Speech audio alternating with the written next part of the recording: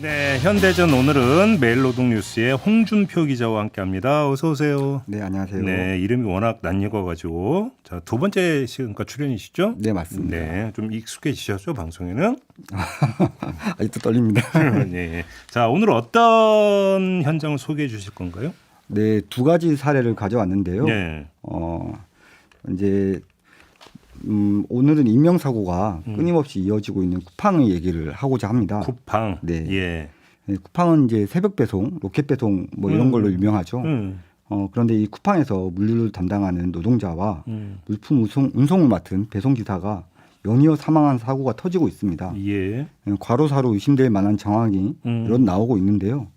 쿠팡 현장에서 도대체 어떤 일이 있었는지 아래 사례를 통해서 말씀을 드리겠습니다. 두 개의 사례라고 했으니까 한번 첫 번째 사례부터 좀 훑어볼까요? 어떤 내용입니까? 네, 첫 번째 사례는 지난 2020년 세상을 떠난 쿠팡 물류센터 소속 일용직 노동자 고 장덕준 씨의 사고입니다. 예. 네, 덕준 씨는 1993년생, 그러니까 우리 나이로 그때 당시에 만 27세에 불과를 했는데요. 예. 그런데 입사한 지 불과 1년 4개월 만에 숨져서 안타까움을 자아냈습니다. 예, 사인은 급성 심근경색이었고요. 왜 건강했던 20대 청년이 허망하게 세상을 떠날 수밖에 없었는지는 덕준 씨가 일했던 환경을 보면 대략 짐작이 됩니다. 덕준 씨가 일했던 곳은 이제 쿠팡 자회사 쿠팡 풀필먼트 서비스의 물류센터인데요. 네. 덕준 씨는 이 센터에 2019년 6월달에 일용직으로 입사를 했고요. 그런데 업무 강도가 생각보다 굉장히 셌던 걸로 이제 전망이 됩니다. 예. 덕준 씨가 담당했던 업무는 고정적으로 야간에 물류 출고를 지원을 하는 일인데 계속 밤에 일했다는 얘기예요, 그러면? 네, 맞습니다. 예. 네. 근데 이제 이걸 물류센터에서는 이제 워터 스파이더라고 부르고요. 다 영어네요. 네.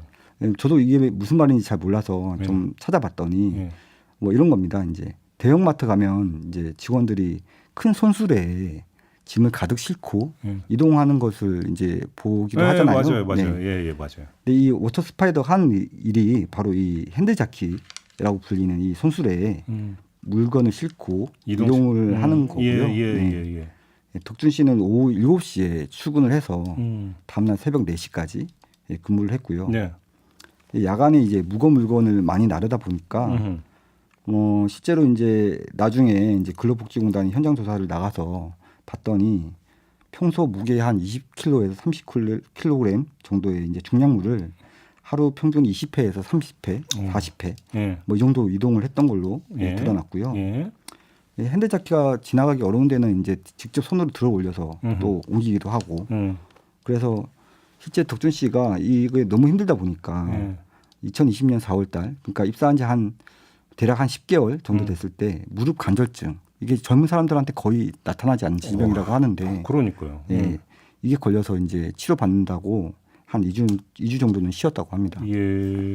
뭐 이렇게 일을 하다가 이제 같은 해 10월달에 결국은 이제 안타까운 사건이 벌어졌죠. 근데 10월 11일 야간 근무 마치고 다음날 새벽에 이제 집에 와서 샤워를 했는데 뭐 부모님이 이제 덕준 씨가 이제 안 나오니까 들어가 봤더니 이제 고개를 숙이고 이제 앉은 자세로 의식을 잃은 채 발견이 됐다고 합니다. 이게 이제 심근경색이었다. 네, 그게 나중에 이제 밝혀진 건 심근경색이었고. 이게 좀 이제 알려지긴 했던 사건인데 네, 맞습니다. 이걸 좀 다시 지금 언급하시는 이유가 뭘까요? 네, 이게 저도 최근에 예. 유족분들이 손해배상 소송을 이제 낸 걸 이제 확인을 했고요. 회사를 상대로. 네. 예. 이 과정에서 이제 회사 쪽 변론 자료를 이제 단독으로 입수를 해서 한번 살펴봤습니다. 예. 처음에 이 주장을 들었을 때 좀 많이 황당했어요. 회사 쪽 주장이 네. 어땠는데요? 이게 왜냐하면은 이분이 이제 덕준 씨가 2021년 2월달에 이미 산재가 인정이 됐거든요. 네. 그런데 회사가 이걸 인정을 하지 않고요. 뭐 핵심 주장은 이렇습니다. 이제 급성 심근경색이 생긴 거는 덕준 씨가 의도적으로 과도하게 다이어트를 해서 다이어트 때문에 심근경색이 왔다고 주장을 했다고요? 회사에서? 네, 지금 그렇게 재판에서 주장을 하고 있습니다. 예. 그러니까 숨지기 전에 한두 달 만에 한 15kg이 빠졌다고 이렇게 주장을 하고 그러면서 이게 급격한 체중 감량이 있었다.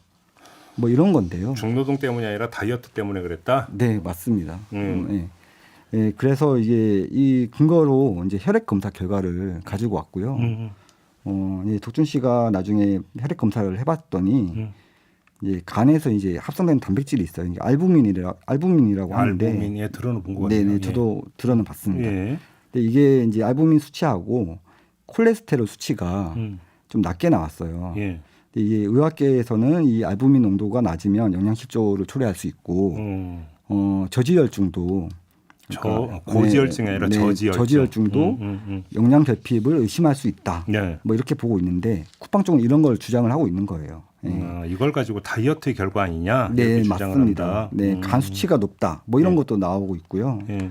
뭐 과도한 체중 감량 이런 계속 근거로 내세우고 있고, 뭐 심지어 제가 재판에 들어갔을 때 쿠팡 쪽에서는 독준 씨 카드 사용 내역까지 요구를 했어요. 네.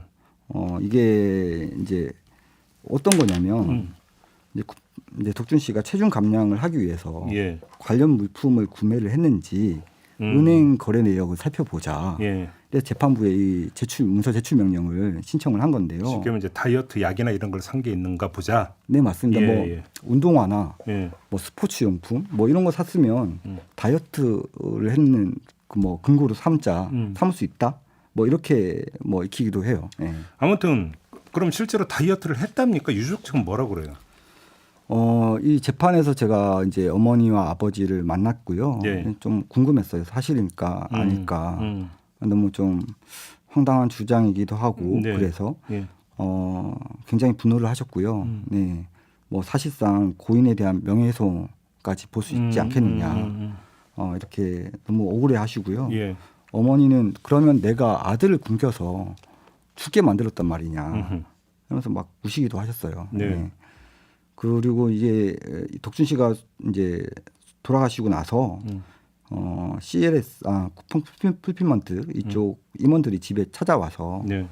뭐 회사 책임 없고 보상금 지급 계획도 없다. 이래서 손해배상 소송을 결심하게 됐다고 하고요. 네. 그런데 이제 부모님이 아들의 건강 상태는 가장 잘 알지 않겠습니까? 예. 예. 그러니까 독준 씨가 학창 시절에 태권도 4단이고 군대에 있을 때는 특급 전사로 뽑히기도 했다고 합니다. 그래요? 네. 굉장히 건강한 거죠. 예, 그리고 키도 172cm 정도의 몸무게가 약 78kg. 엄청 다부진적인데 예, 그러면. 뭐 사진을 보면 실제로 굉장히 다부진 걸로 보입니다. 네. 예. 그런데 입사 이후 8개월 만에 이제 몸무게가 한 10kg 정도 빠졌다고 하고요. 그래서 한 68kg 정도까지 나갔고 예. 그러다가 이제 그해 7, 8월 정도 여름 돼서 몸무게가 더 빠져서 5kg 이상 빠지면서 얼굴이 홀쭉해지고 막 볼살이 쏙 들어가고 뭐 이랬다고 합니다. 네. 뭐 실제 기사에 있는 사진을 보면 이 한눈에 좀 많이 홀쭉해진 모습이 예. 보일 수 있는데요. 대구 여름은 엄청 덥죠. 예, 그때 열대야가 13일 정도 지속이 됐고 이제 그 일했던 곳이 이제 대구 쪽. 네, 대구 칠곡 물류센터입니다. 예.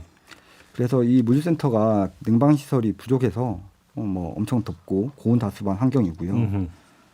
뭐 그러다 보니 바지 사이즈도 많이 줄어가지고 6달 만에 입사 6달 만에 이제 34인치에서 30인치 그리고 나중에 이제 사망 즈음에는 27인치, 28인치까지도 어이구. 줄었다고 합니다. 네. 이거는 거의 남자가 입는 바지 사이즈가 아니죠. 네. 그래서 어머니는 아들이 살이 너무 빠지다 보니까 뭐 단백질, 고기 반찬 이런 네. 걸로 많이 챙겨줬는데 예.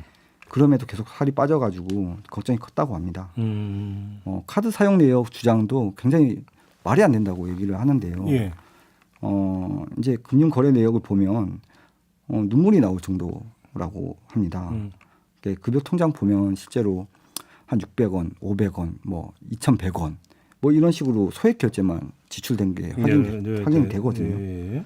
뭐 일하느라 이제 개인 생활을 누릴 시간이 없어서 그 나이대에 맞는 소비도 못한 걸로 보입니다. 결국은 심근경색의 원인이 무엇이냐를 둘러싼 다툼인데, 그러니까 이제 그 유족 쪽에서는 야간 중노동의 결과 아니냐 이런 거고, 회사 쪽에서는 무리한 다이어트의 결과다 이렇게 주장하고 있다는 이야기가 되는 거네요. 네, 맞습니다. 근데 몇 달 만에 그래서 15kg가 빠졌는 게 그게 다이어트의 결과라고요?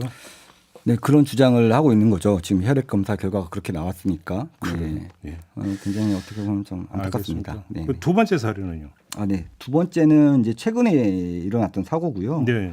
뭐 먼저 조심스럽게 좀 얘기를 해야 될 것 같아요. 네. 왜냐하면 이제 이미 여러 보도로 좀 알려지긴 했는데 유족분께서 이제 뭐 함부로 이렇게 좀 공론화되는 게 이제 좀 꺼려한다 이런 입장이 나왔기 때문에 예.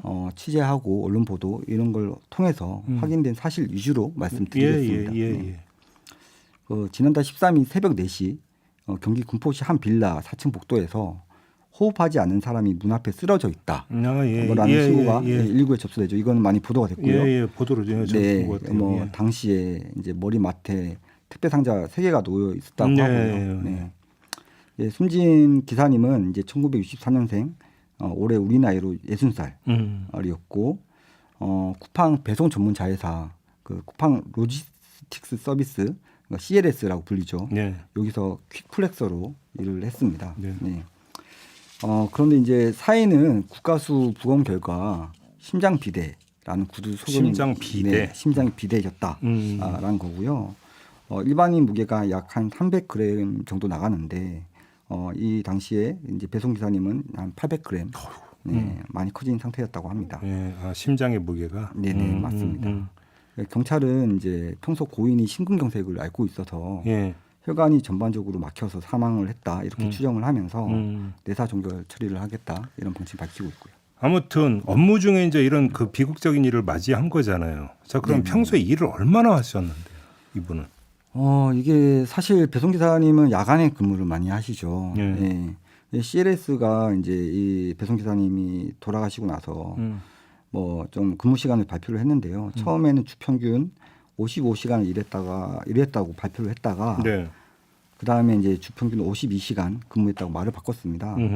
뭐 평소에 이제 고인이 일을 한 시간 보면 밤 9시에서 다음날 오전 7시까지 대략 한 10시간 가까이 이제 일을 했다고 보는데 새벽 배송 일을 하니까. 네 맞습니다. 네. 야간 배송이죠. 네. 그런데 이게 고용노동부 고시에 따르면 오후 10시부터 다음날 6시 사이에 야간 근무는 주간 근무의 30%를 가산을 해야 되는데 뭐 알고 계시다시피 뭐 이렇게 1.3배를 가산해서 다시 계산하면 뭐 쿠팡이 주장한 52시간이 맞다고 해도 고인의 주당 근무 시간은 67.6시간 정도 나옵니다. 이거는 이제 노동부에서 고시한 그 뇌심혈관 질병의 업무 관련성 인정 기준에 해당하는 수치인데 이게 보통 60시간 아닌가요, 인정 기준이? 맞습니다. 네, 발병 전 12주간 한 주 평균 60시간이고 4주간 한 주 평균 64시간 이게 인정 기준이고요. 뭐 이렇게 보면은 훌쩍 넘는 거죠. 네. 그래서 이제 택배 노조는 이제 과로사라고 주장을 하고 있고 직업 환경 전문의 이제 녹색병원 원장님도 뭐 의견서를 내셨는데 고인이 장시간 심야 노동을 하다가 업무로 인한 과로로 사망했다 이런 추정이 가능하다. 네. 회사 쪽은 뭐라고 그래요? 뭐 회사는 뭐 즉각 반발을 했습니다. 네.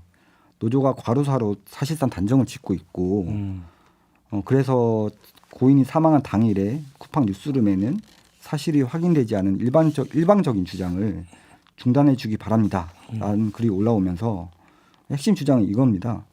자신들 소속이 아니고 군포시에 있는 물류업체와 계약을 한 개인 사업자다. 그러니까 우리 소속 배송기사가 과로사한 것처럼 허위로 노조가 주장을 하고 있다. 뭐 이런 얘기입니다. 네네. 근데 지금 얘기 나온 김에 이 하청 구조 있잖아요. 네네. 이게 좀 정리 좀 해줘서 어떻게 돼 있는 겁니까? 쿠팡 같은 경우는? 이 하청 구조가 뭐 그렇게 어려운 건 없습니다. 왜냐하면은 쿠팡은 원래 자체 배송 인력, 쿠팡 친구, 쿠팡맨 뭐 이렇게 정규직으로 직접 고용을 했다가 택배 사업에 이제 본격적으로 진출을 하면서 2018년에 CLS를 만들었고요. 로지스틱스를. 네, 맞습니다. 킥플래서들은 다 이런 형태로 일을 하고 있고 기존에 있던 쿠팡 친구도 계약직으로 전환되도록 유도를 하고 있는 상황이라고 합니다. 그런데 이게 많이 달라진 거죠. 쿠팡 출범 당시랑 모두 정규직을 뽑는다고 이제 대대적으로 홍보를 했다가 이제 다른 택배사들하고 마찬가지로 이런 위탁 계약을 한 형태가 자리 잡은 걸로 보입니다. 그래요. 근데 이 쿠팡 관련 기사 보다 보면 클렌징이라는 용어가 이제 등장하는데 클렌징이 뭐예요? 이거 얼굴 닦는 거 그건 아닐 거고. 클렌징은 보통 얼굴 화장솜으로 닦고 뭐 이런 걸 얘기하는 거잖아요. 네, 그건 아닐 거 아닙니까? 네, 이게 근데 쿠팡 배송 기사에도 사용이 됩니다. 네? 네. 그래요? 네. 무슨 얘기예요, 그 얘기? 클렌징은 이제 배송 구역 내에서 네. 배송해야 할 물건의 배송률이 낮거나 프레시백이라고 하죠. 이제 다회용 이제 그 택배 상자 회수율이 기준 이하로 나오면 그 위탁 업체 배송 구역을 회수하는 걸 말하는데요. 아, 그걸 클렌징이라고 합니까? 네, 맞습니다. 아, 배송 구역을 회수해 버리는 그 네네. 노동자로부터 네, 배달을 못하게 네, 지워 버린다는 얘기네요. 네, 지워버린다는 얘기죠. 네. 딜리트가 아니라 클렌징이네, 그러니까. 네, 네, 맞습니다. 예. 뭐 해고는 해고잖아요, 그럼. 네, 뭐 이게 사실상 상시 해고 제도. 왜냐하면은 배송 구역이 없어지면 일감이 없어지는 네, 거예요. 일감이 없으니까 일을 할 수가 없게 됩니다. 네. 뭐 이래서 이제 노조에서는 쿠팡의 이런 구조 때문에 항일도 못하고 뭐 장시간 노동에 시달리는 근본적인 원인 이렇게 지적이 되고 있고요. 그리고 한 가지 더 말씀을 드리면 다른 택배사 관계자분들이 저희 회사와 이렇게 만났을 때 이런 얘기를 했다고 합니다. 이게 인간이라면 지운다, 청소한다 이런 뜻의 클렌징이라는 용어를 사용할 수 없다. 그러니까요. 택배사 관계자들마저 이제 사용자 측마저도 이런 얘기를 하는 거죠. 근데 쿠팡은 이런 걸 하고 있습니다. 그래서 그걸 클렌징이라고 부른다. 네, 쿠팡 맞습니다. 안에서. 네네네. 자, 아무튼 그러면 지금 두 건의 어떤 그 사망 사례를 지금 소개를 해 주신 거잖아요. 네. 그러면 이제 유족이나 뭐 노조 쪽은 진짜 강하게 반발을 하고 있는 거고 계속 평행선을 달리고 있는 겁니까? 그럼 회사 쪽하고는? 네, 그런 상황이고요. 예. 그 전에 제가 클렌징 관련해서 한 가지 사례 좀 소개를 좀 드려도 될까요? 예, 네. 그러세요. 이거는 뭐 좀 이것도 많이 좀 안타까운 사례이기도 하고요. 저희 그 매일노동뉴스 정소희 기자가 단독으로 보도한 건인데, 예. 28살의 쿠팡 배달 기사가 예비군 훈련 이제 갔다 오잖아요. 네, 이제 젊으니까 갔다 왔는데 CLS가 이제 배송률이 낮다고 배송 구역을 회수를 해버렸습니다. 예비군 훈련 갔다 왔더니 네, 예. 예비군 훈련 때 일을 못했다고 네, 이렇게 회수를 한 겁니다. 근데 그래서 이미, 클렌징 당한 겁니까, 그러니까? 네, 클렌징을 당한 겁니다. 이분이 이제 그래서 일을 못하다가 다른 대리점 백업 기사로 일을 하다가 결국 뭐 지금은 조금 일자리를 구하신 상황이라고 전해지는데요. 예. 근데 이게 CLS가 이렇게 한 거는 병력법 위반 소지가 있거든요. 그렇죠. 네. 아니 그 세상에 어느 직장에 저기 직원이 예비군 훈련 갔다고 불이익 줘버리면 그럼 도대체 어떡하라고 예비군 훈련 빠지라는 얘기밖에 안 되는 건데 그런 거 말이 되는 얘기입니까? 네, 맞습니다. 그러니까. 네. 그래서 이게 뭐 2년 이하 징역이나 2천만 원 이하 벌금까지 처해질 수 있는데 병역법 위반이면 네. 예비군 훈련 불참. 네, 불참을 이유로 불이익 처분을 그렇죠. 하면 맞아요. 네. 옛날에 어떤 유명한 분이 그랬다가 벌금 먹었다는 얘기 제가 뉴스로 본 적이 있어요. 네. 좀 오래된 얘기긴 한데. 예, 아무튼. 네, 그래서 병무청이 이제 경찰에 수사 의뢰를 했고요. 예. 이게 저희 보도를 보고 이제 확인을 해서 병무청에서. 네. 그래서 저희 회사에 연락을 왔었고요. 그래서 어떻게 했대요? 그 뒤에. 보도 수사 의뢰를 했고 경찰서는 이제 불이건 처리를 했어요. 네. 불이건 했다고요? 네, 단서가 부족하다. 뭐 이런 이유입니다. 네. 자, 한번 정리를 해봅시다. 얼마 전까지 국감이었잖아요. 네네. 쿠팡 자회사 대표가 출석했었다면서요, 국정감사장에. 네, 맞습니다. 홍영준 대표가 증인으로 출석을 했었고요. 네. 근데 사과는 전혀 없었습니다. CLS에? 네. 이제 CLS 근로 요건이 이제 사회적 합의 수준보다 훨씬 좋다. 뭐 이런 얘기를 했고, 네. 자체 배송 시스템이 다른 택배사하고 구조가 달라서 사회적 참여에 대한 의사도 없다. 이렇게 선을 그었습니다. 그래요? 네. 정부 입장은 뭐예요?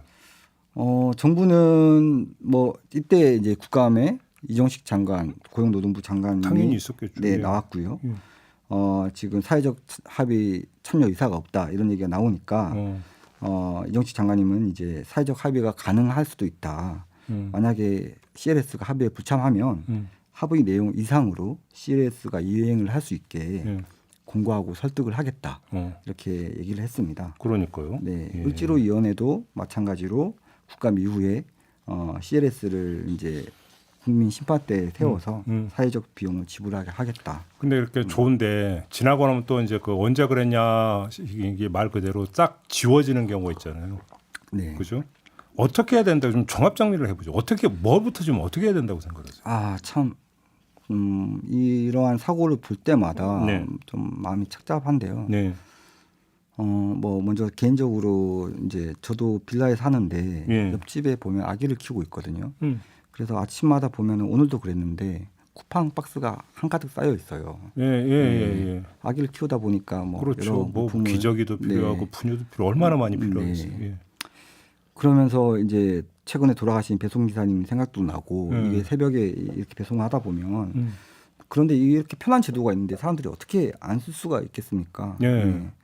그런데 이 노동 여건은 정말 열악한 것 같고 이걸 어떻게 해결을 해야 될까? 이거는 이제 뭐 결국은 사회적 합의나 이런 이행 근로환경 개선에 대한 어떤 노사정 합의나 이런 것들이 좀 더 구체적으로 나와야 할 필요가 있을 것 같다. 근로감독이라도 좀 제대로 하든지. 네, 맞습니다. 그렇죠. 네, 예.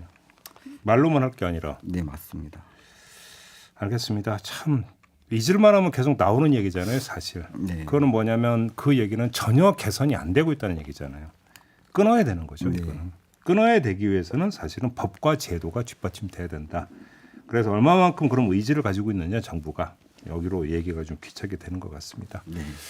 알겠습니다. 오늘은 쿠팡 노동자 이야기를 좀 나눠봤고요. 이렇게 마무리하도록 하겠습니다. 한 가지만 예. 마지막으로 예. 조금 말씀드릴 게 있는데요. 예. 네.